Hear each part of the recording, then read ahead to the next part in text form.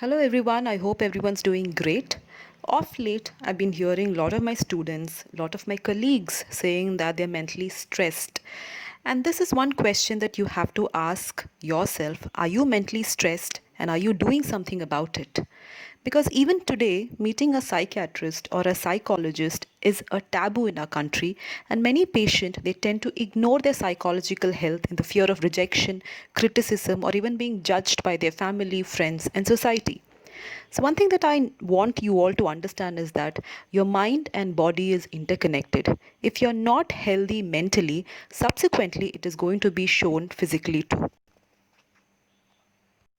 So, what is stress? Stress is a normal reaction of your body to the demands of life, which can be psychological as well as physical.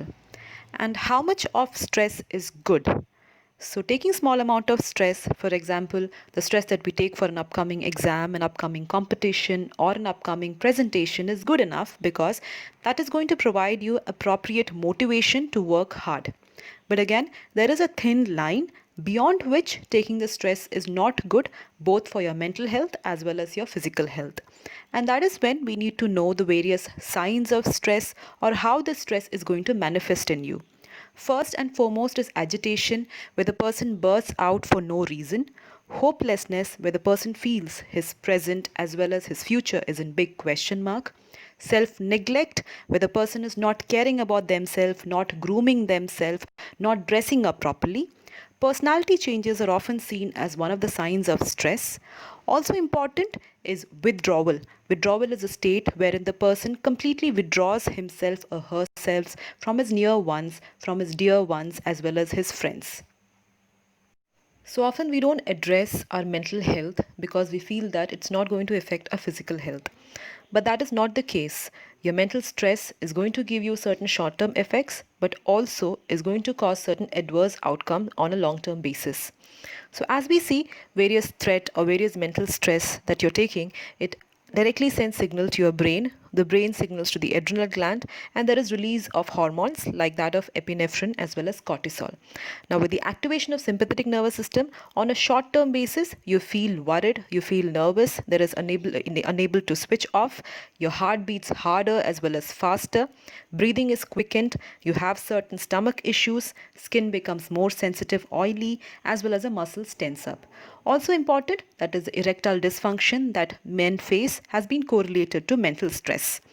Now, long term or various adverse outcomes due to chronic stress are those of tension headaches, migraine, mental health problem like depression, anxiety, irritability, compulsive behavior, few serious heart problems like arrhythmia, that is irregular heartbeats, hypertension, myopathy, then there is trouble breathing, hyperventilation, panic attacks in patients, various skin as well as hair conditions like those of acne as well as hair loss.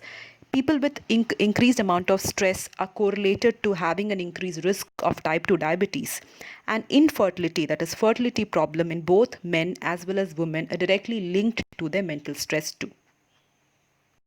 Many studies have shown that multiple mental health problems like depression, anxiety, irritability, memory concentration problems, compulsive behavior, as well as mood swings are directly correlated to chronic stress that the person takes.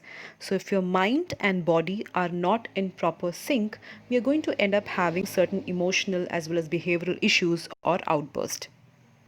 So, how do you manage the stress? First and foremost is to identify the trigger factor, the factor that is causing the stress.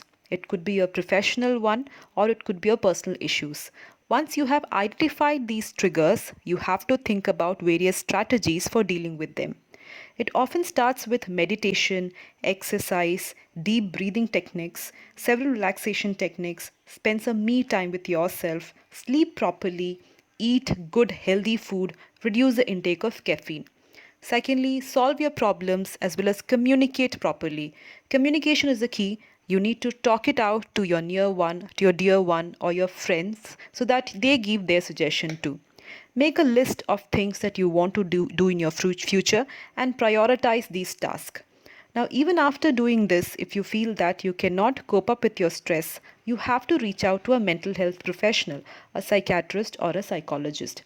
Now, a psychiatrist or a psychologist would assess you and would provide you with certain treatment options, which includes psychotherapy as well as medications if needed.